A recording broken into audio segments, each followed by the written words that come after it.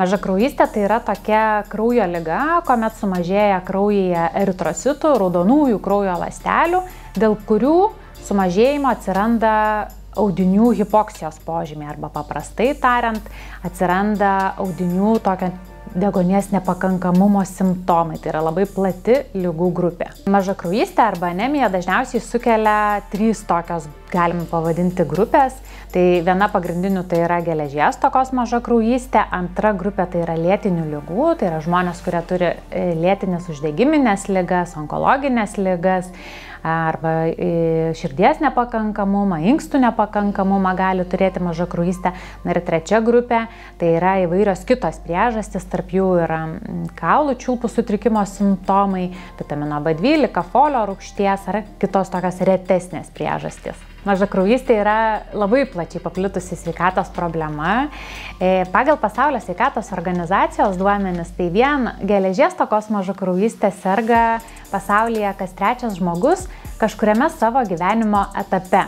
Labiausiai pažeidžiamos grupės yra nėščios moterys ir vaikai, dėl to, kad jie rečiausiai būna diagnozuoti ir labiausiai nuo to kenčia. Pagrindiniai simptomai labai bendri yra ir neretai yra supainiojami su kitų ligų simptomais. Bet reikėtų atkreipti dėmesį į atsiradusi nuovargį, atsiradusi raumenų silpnumą, galbūt dusulį, jeigu yra širdies kraujagyslių ligos, tai gali būti paūmėjimas, krūtinės anginos, gali būti koncentracijos dėmesio stoka, arba gerai išsimiegojus ilgai atsikeli vis tiek pavargęs, lyg nebūtum gerai išsimiegojęs.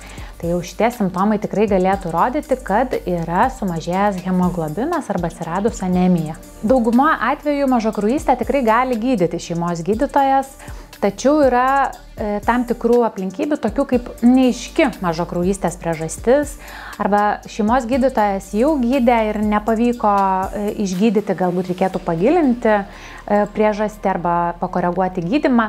Tokiu atveju rekomenduojama pasirodyti hematologui. Mažakraujystė yra gydoma priklausomai nuo jos rūšies. Jeigu mes turime lėtinės ligos anemiją, tai yra dėl lėtinės ligos atsiradusi anemija, tai gydymas yra pačios ligos, tas, kuris sukėlė mažakraujystę gydymas.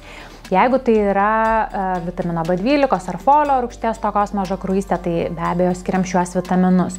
Na, jeigu tai yra geležies stokos mažakraujystė, tai gydymas yra skiriamas geležies preparatais, geriamais arba intraveniniais. Mažakraujystė daugeliu atveju vis dėlto tai yra nepiktos ligos požymis ir paprastai jinai gali būti lengvai išsprendžiama.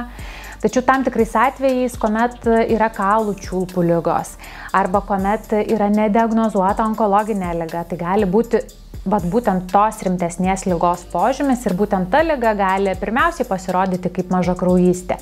Tai tokiu atveju ir šeimos gydytojas ir hematologas vis dėlto bando pirmiausiai ieškoti priežasties, kad nepraleisti tos rimtesnės priežasties. Tai mažakraujystė daugeliu atveju galėtų būti tikrai vienkartinė liga, jeigu ypač mes turime vitaminų stokas, kurias mes tiesiog atstatome, koreguojame mitybą, gyvenimo būdą ir tada jinai tikrai galėtų ir nebesikartoti. Tačiau jeigu mes turime lėtinę ligą, kurios dėja negalim išgydyti, tai mes ją šiek tiek galim koreguoti. Jeigu mes turime geležies stokos mažakraujystę, kuomet geležies stoka, jos priežastis, dėl ko jinai atsirado, irgi yra pagydoma, tai irgi labai dažnai sakau savo pacientam, kad tai gali būti vienkartinis dalykas.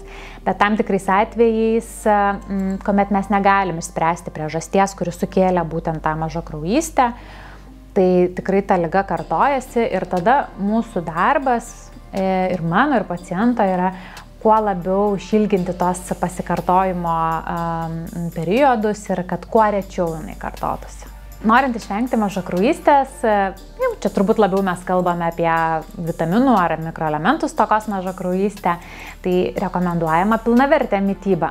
Esant pilnavertei mitybai, mes iš tikrųjų turim labai mažai rizikų susirgti bet kokio tipo kitomis ligomis ar mažakraujystėmis. Na ir jeigu kalbėti apie vitamino B12 ir folio rūgšties atsiradusią mažakraujystę, tai pacientam rekomenduojama valgyti maisto produktus turinčius šių vitaminų. Tarkim, B12 yra labai gausu kiaušiniuose, pieno produktuose, gyvulinės kilmės produktuose. Tai B12 nepaslaptis yra dažna palydovė veganiškos mitybos. Tai veganai, kurie laikosi savo pilnavertės veganiškos mitybos, jie dažnai pasipildo B12, nes jo neįmanoma gauti iš negyvulinės kilmės produktų. Tuo tarpu folio rūgštis tai yra vitaminas, kuris gaunamas su žalios spalvos termiškai neapdorotomis daržovėmis. Tai tarkim, jeigu mes valgome brokolį, bet jį termiškai apdorojame, mes B9 arba folio rūgšties vitamino nebegauname. Tai tada rekomenduojama valgyti žalios spalvos, ypač lapinės daržovės, nes jos gausios būtent folio rūgštimi. Kalbant apie geležies turinčius gausius maisto produktus, tai čia labai didelis spektras. Kartais žmonės sako, aš tiek daug mėsos nenoriu vartoti. Tai reikia nepamiršti, kad geležies yra ne tik mėsoje, bet ir, tarkim, žuvies produktuose, labai gausu jūrų gėrybėse, kas gurmanai, tai labai džiaugiasi tuo, nes gali, tarkim, tuną valgyti, kuris yra gausus, aštuonkojį, midijas, bet ir tamsios žuvis kitos turi daug geležies. Jeigu iš tokių paprastesnių maisto produktų, tai grikiai turi labai daug, avižos, džiovinti abrikosai, razinos, arbūzas turi daug geležies, tai tikrai galima tą geležies pasirinkti ne tik iš mėsos. Tai pilnavertė mityba pagrindinis prevencinis dalykas. Vegetarai lygiai taip pat gali gauti daug geležies iš ne mėsos arba ne žuvies produktų. Dėl to, kad jo tikrai gausu grūdinėse kultūrose ir tam tikrose vaisiuose.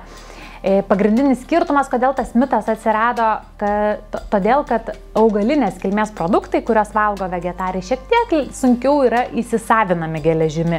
Tai ta prasme, tą geležį reikia truputėlį paversti kitą formą, kuri gyvulinės kilmės produktuose jau iš karto yra ta forma. Bet jeigu maitinasi pilnavertiškai vegetaras, jisai gali lygiai taip pat būti sveikas kaip ir ne vegetaras. Yra toksai dalykas, vadinamas biturija. Biturija, tai nuo angliško žodžio beetroot yra burokėlis. Turbūt esat pastebėję, kad jeigu suvalgot burokėlį, šlapimas nusidažo rausva spalva. Kodėl taip atsitinka? Todėl, kad burokėliai esantis jo pigmentai yra pakankamai sunkiai suskaidomi mūsų organizmo. Tiesiog pasišalina tas pigmentas nesuskaidytas su šlapimu. Yra pastebėta moksliškai, kad žmonėm, kurie turi geležies stoką, šitas pigmentas yra dar labiau nesuskaidomas. Tai jeigu bendroje populiacijoje tarp visų žmonių raudonai arba rusvai nusidažo šlapimas tik tais apie 15% pacientų, nes kitų žmonių kūnas puikiai suskaido šitą pigmentą. Tai tuo tarpu žmonių, kurie turi geležies stoką, netgi pusė jų visą laiką turės tą rausvą šlapimą pavalgę burokėlių. Tai biturija. Kartais pagrindinė geležies stokos priežastis yra vis dėlto virškinamojo trakto ligos. Ir kartais pacientai yra įsitikinę, kad norint sirgti virškinamojo arba kad esant virškinamojo trakto ligom, jie turi pirmiausiai jausti būtent virškinamojo trakto simptomus. Ir neretai būna taip, kad pirmiausia mes vis dėlto matome mažakraujystę, jos simptomus ir ieškodami priežasties randame virškinamojo trakto simptomus. Tai ne visą laiką yra taip, kad pacientas turėdamas virškinamojo trakto problemas pirmiausiai jas ir pajaus kaip simptomus. Ir būna taip, kad mes atvirkščiai randame mažakraujystę ir ieškodami priežasties vis dėlto randame virškinimo trakto kažkokių ligų ar problemų. Pacientui atėjus pas hematologą reikėtų tikėtis pirmiausiai pokalbio. Mes pasikalbam, kokie paciento nusiskundimai, kada jie atsirado, kokia ligos istorija. Paprastai hematologas labai tikisi ir laukia kraujo tyrimų, kurie tikrai duoda daug informacijos. Atvejais, kuomet ieškome tam tikrų kraujo ligų, limfmazgių padidėjimo, tai čiuopiame tos limfmazgius, kurie būna kakle, aplink raktikaulius, pažastyse, kirkšnyse. Pirmas vizitas visą laiką būna apie pasikalbėjimą ir išsiaiškinimą, kas vyksta ir į ką panašu ta liga. Ir būtinai mes tada pasičiuopiame, reiškia, apčiopa būna. Antro vizito metu, jeigu toks būna reikalingas ir, tarkim, pirmo vizito metu būna paskiriami tyrimai, tai antro vizito metu mes aptariame rezultatus, tolimesnį ištyrimą, jeigu jo reikia, arba tiesiog nutarėme gydymo planą. Hematologija, jeigu taip ieškotumėte paieškoje, dažnai yra siejama su sunkiamis kraujo ligomis. Noriu nuraminti, kad didžiai dalį ambulatorinių pacientų, kurie ateina pas hematologą, vis dėlto yra gerybiniai sutrikimai ir hematologo bijoti nereikėtų. Na ir mes savo pacientų iš karto netiriam labai giliai, irgi su hematologais yra siejama kaulų čiulpų ištyrimo metodai. Tai kaulų čiulpų ištyrimo metodai yra tik tais tuomet, kuomet mes įtariame labai piktas ligas ir tiems pacientams, kurie lankosi poliklinikoje, nedažnai reikia šitų tyrimų, tai nebijokite hematologo. Dažnu atveju, kai šeimos gydytojas siunčia pacientą pas hematologą, tai pacientai iš karto galvoja, kad jam yra onkologinė liga ir jau viskas, jau čia ateis pas hematologą ir mes diagnozuosim.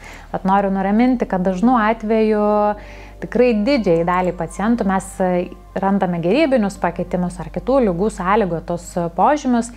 Tai tiesiog iš karto negalvoti pesimistiškai, reikėtų galvoti, kad mes bandysime paneigti tą pirminę diagnozę ir ieškosime kitų priežasčių.